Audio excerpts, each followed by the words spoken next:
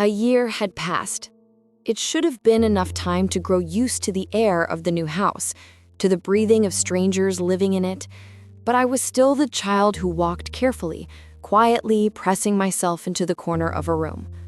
When someone called me, I simply bowed my head and answered yes. That was the only place allowed to me in that house. Everything was treated differently. The order in which we sat at the table, the size of the spoon I received, even the tone used to call my name. But I didn't ask why. I had learned that I did not deserve to ask. Yes, it was all my fault. The sin of having no mother.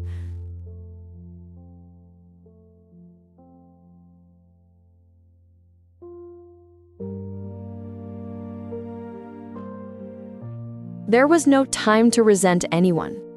I had to survive. I cleaned, carried water, wrung out rags, and wiped the floors. At first, my hands were clumsy, but within a few days, my body simply remembered what to do. In winter, I soaked my hands in freezing water and washed the rags. My fingertips cracked, bled, and split open, yet I wiped the floors all the same. This was my day. And this was my life. Had I grown used to it, even a little? No. I was still far too young.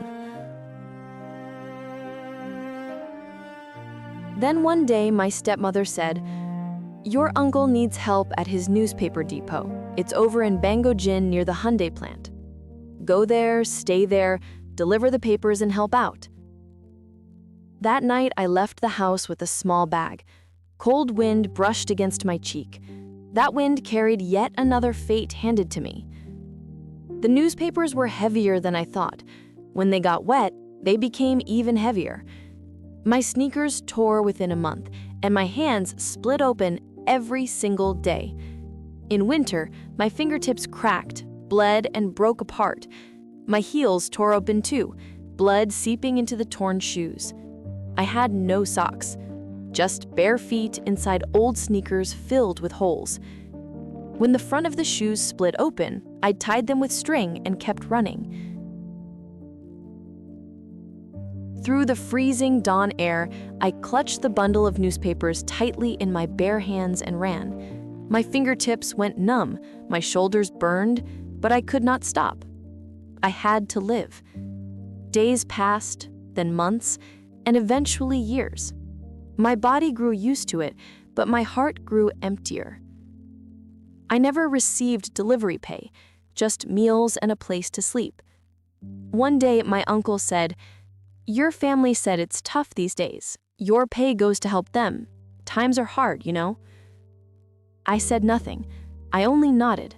That was the way the world worked, or at least the way I learned it. Every night, my fingertips throbbed and my legs ached, but I did not complain. Complaints must reach someone's ears, and I had no such person. So I only whispered inside myself, "Mom, is this kind of life okay?" Sometimes, while running at dawn, I would look up at the stars and ask, if I had a mom, would I still have to do this? Does my mom miss me? Because I miss her.